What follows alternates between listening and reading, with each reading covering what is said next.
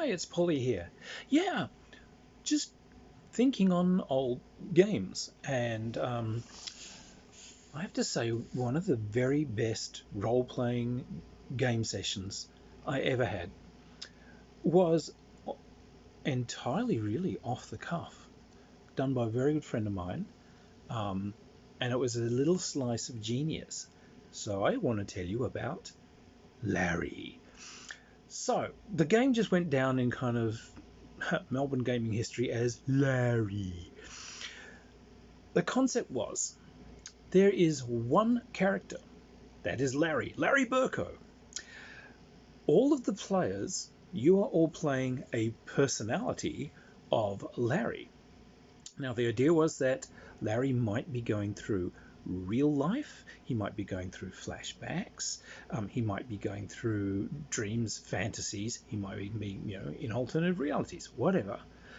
But there's one body. You're all playing personalities, and at any given stage, one personality is in control of what Larry does. Now, the other personalities can talk, can offer suggestions, can yak back and forth. If the person controlling Larry stops and listens to them, then Larry is actually stopping and listening. If those people say things and the one controlling Larry answers them, Larry's actually talking to himself. So in real life, he, and of course could be taken as a loony. You don't know what Larry's baseline reality is, so the personalities could be from kind of any background that you wanted. So I think I took a fab First World War flying ace. I think our friend took, I wish to be a superhero. All right. Now, you could take powers and you took skills and so on that went with your persona. But if those skills and so on don't match with the universe that Larry is currently in at the time, they are immensely more difficult or perhaps impossible to trigger. If it's reality and you think you're a superhero and you jump off a building, you're gonna die. If it's real life and Larry gets killed, game over for everybody. In any of these other scenarios, if Larry is hurt or if he undergoes crippling embarrassment, your persona gets few less willpower points, you get some problems, so you become a little weaker. At any given time, someone can leap in and try and kick whoever's controlling Larry out of the body. There's a struggle of wills in which Larry will be fighting with himself. You can kick someone out and take over. Then you run until someone else tries to do things. And so this thing was hysterical. Absolutely brilliant. The umpire is pretty good at listening to the kind of fixations and enthusiasms that all these players had, and he would bring these out. So he would just snap his fingers or clap his hands, and boom, something would change, and scenario would begin. And he would point at someone. You're in control.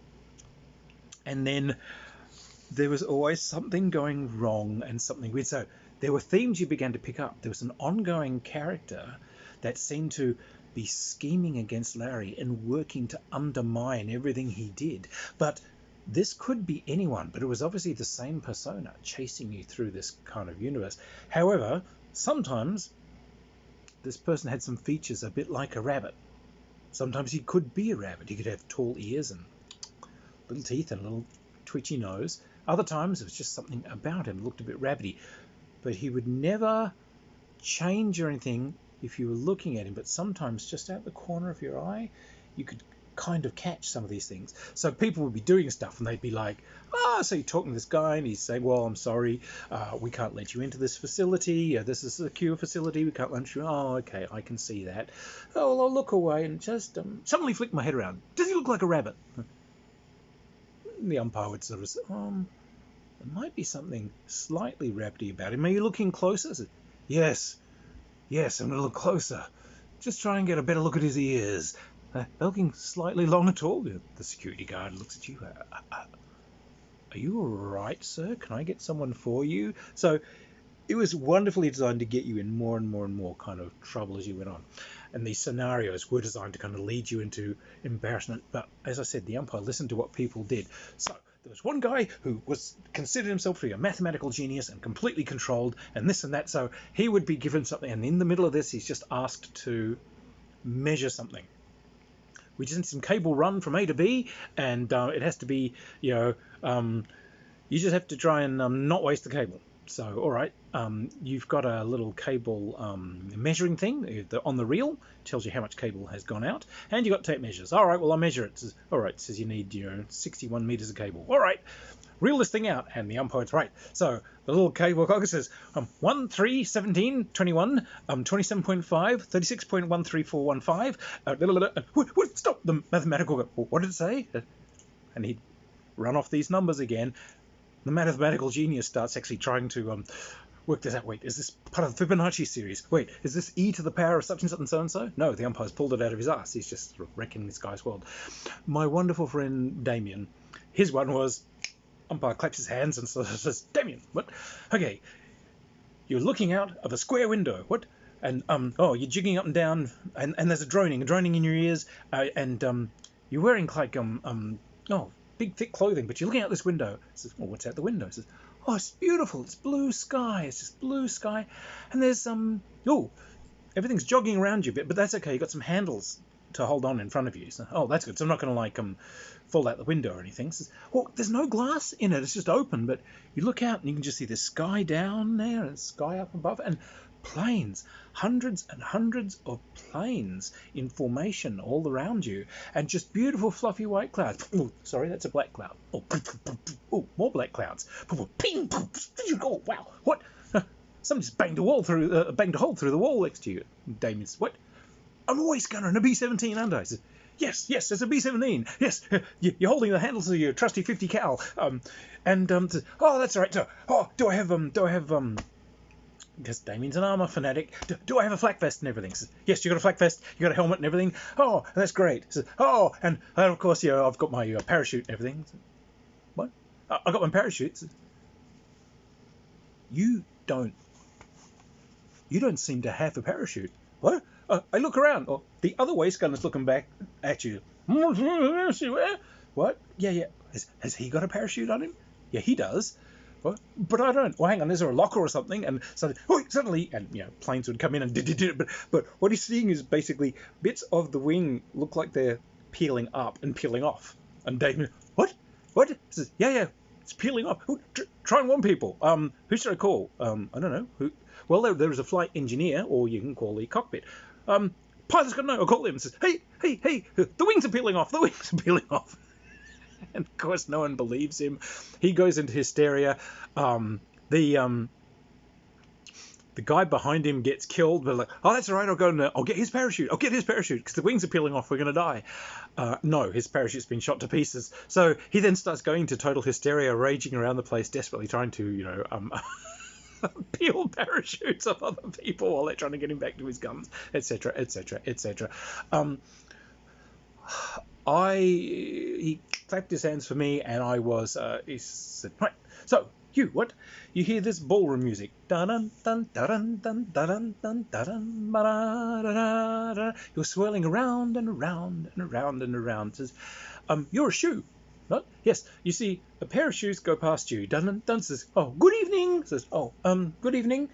Another pair of shoes go past. Good evening. Oh, good evening. Says, oh, so it's a dance or a ball, and I'm a shoe. Yeah.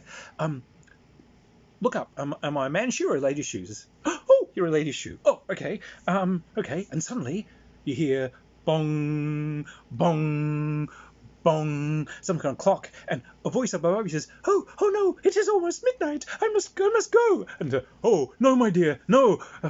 Please, pray do not leave. Says, oh no, I must be home before midnight. Oh, and okay. Says, right. I want to wriggle myself. So the person wearing me is running up these stairs and everything. Yes. I'm going to try and wriggle off her foot because, the shoe that stays on is going to become a daggy old, peasant slipper. I want to remain a glass slipper, which is what I was. I was the glass slipper. So it's like, ping, right? You fall off, right? So she runs off. This prince scoops you up and says, oh, we must search.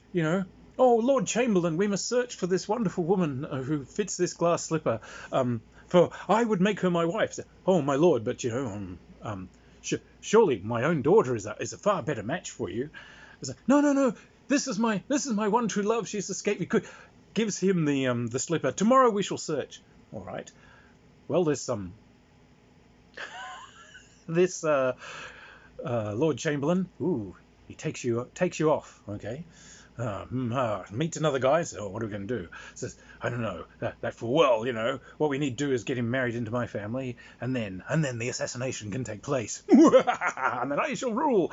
And right, so he walks up to the top of the battlements, sees you, and throws you off. It's like, "Oh my God!" And the guy that's decided he's a superhero, like, it just pushes me out. Flying without wings, which was the one skill he'd taken, and of course, rolls and so now we have a flying shoe, which is cruising around, looking for Cinderella, in case like assassins are coming for her and everything. There was some great games in there. Flying without wings guy, David, who I may or may not have mentioned, a wonderful guy, but yes, he had an ongoing.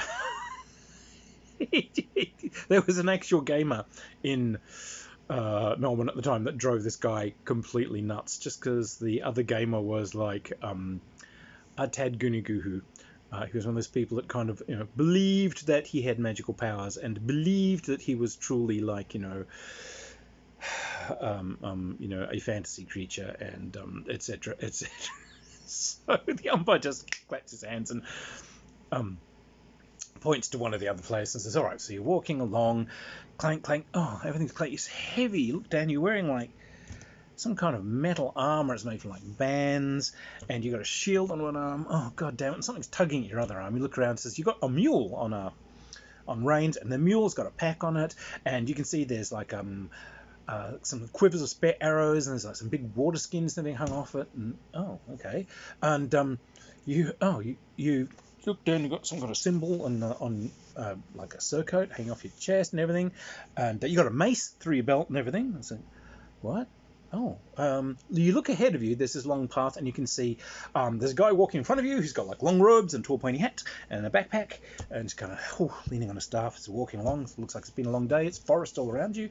Up ahead of him, there's a guy in plate armor with he's got like a crossbow, and he's short, might be a dwarf by the looks of it. And further up, you see, and he says this gamer's name, who is dressed as an elf. He has a longbow and he has a sword and everything, and yes, he is scouting. Says, "Come hither, fellows! The forest of greatness awaits before us." And this David, as soon as he sees it's this other gamer, "Right, that's it. I'm kicking Larry out, go, out." Kicks the guy out, and yes, he decides he's going to try and assassinate this thing. It's a D&D party. You are the cleric in a D&D party, and he starts coming up with, "Oh, we got to stop. Yes. It's time we stopped and had some food." So, we still got a couple of hours. "Oh, no, we want to be nice and fresh if we're going through difficult terrain like the forest. Look, you guys start the fire and everything. I'm just going to forage." So, I'm looking for mushrooms, looking for toadstools, like things bright red with spots and things, or something horrible that glows at night. Something with a ring of dead woodland creatures that just drop dead from merely sniffing at this thing. The umpire sort of, okay, well, you find some pretty suspicious looking things. Oh, good. Well, I'll come back. I'll chop these up and sort of put these in a bowl, and well, they're kind of cooking dinner. "What are you doing?" Says, "I'm making some stuff for Alfred and the elf." Why? "Oh, because elves are vegan, and it's wrong that he should eat food that the rest of us had. So I made healthy stuff." And well, the elf comes over and's looking this up and down. Says, "I'm not so sure about that." "Oh, no. It's very important that you eat these." Yes. And here's your mushroom salad. You eat your mushroom salad. So, all right, well, the elf picks up a handful of these and goes, "Yum, yum, yum, yum." Kind of throws them over his shoulder. All right. Says, "Oh, yeah." So to me, he looks like he's eating though. Yeah. Okay. Yeah. I'll stare at him. What? Yeah. I want to be looking into his eyes the moment he dies. Is he dead yet? No. How about now? No. How about now? No. How about now? No. How about now? No. So, and later on they go to a tavern or something, and again this guy kicks who's ever running Larry out and leaps in again. Now's his chance again. And says, oh, got to a tavern? Yeah. Oh, good. I'll run up to the tavern keeper. Hey, innkeeper, have you got any poison? And so, oh my God, you're going to get us arrested. Quick, someone has to struggle to get it. Poison, real tough stuff. Man's drink, manly alcohol. Oh, well, there's kind of a local kind of homebrew spirit. Yes, that's what I meant. And not poison in any way at all. No siree. Not poison, because that would be illegal, wouldn't it? Well, what? Actual poison? Are you asking for actual poison? No. Definitely. Ooh, homebrew. That's what we want. Yes, homebrew, etc. Oh my God, this thing was hysterical. It leapt from scenario to scenario, place to place. One embarrassing situation after another. You would be like in a 007 kind of adventure, and the player's hoping to be, that player who's obsessed with 007 stuff. He's trying to be suave and this and that, but things would be happening like for some reason his hair is growing longer and longer and longer, and it's kind of first flopping down over his eyes, but for some reason it's getting longer and longer, and he's desperately trying to comb it back, and oh no, his fingernails are growing longer too, and he's desperately trying to be suave while everything's going to pieces. War scenarios where it's like everyone seems to know what's going on but you, or you're caught trying to do super secret agent stuff, but you have no idea what's going on. Or it's just so claps his hands and you hear nothing but applause. And bright lights in front of you. Okay, bright lights in front of me. It's lots of bright lights. Sea of faces, an absolute ocean of faces. There's a podium. What? You're standing at a podium. What? Arch falls. What? A crowd. You can see it's Govex's an entire stadium full, hundreds of thousands of people. And they're all kind of looking up at you. The guy running the I'm standing behind the podium.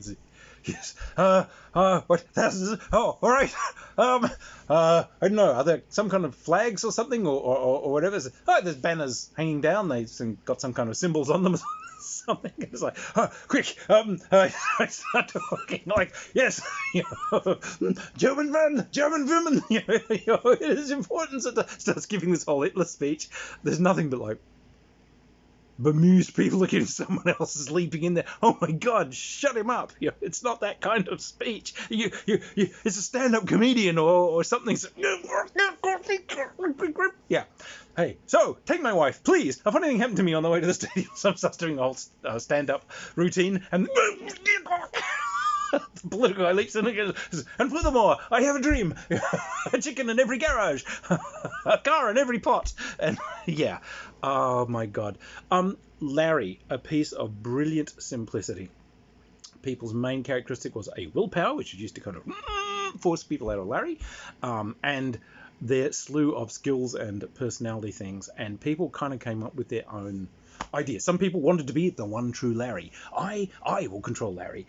Others wanted to keep Larry crazy because they're worried that if Larry sees a psychiatrist, he's going to get rid of the other personas and just leave, one Larry left. So as long as you keep Larry from being caught and taken into some kind of psychiatric care, you'll be happy. So yeah, it was a wonderful piece of work, a brilliant example of a game pretty much made from scratch. I would love to see kind of the Larry thing written down sometime. I think it's a lost classic. It ran privately at sort of home game sessions. It ran at some conventions and so on in Melbourne, and it was a gem. But what a wonderful idea. What an absolute cracker of an idea. Brilliant gaming, brilliant fun. Anyway, just thought I'd reminisce on that one. Cheers.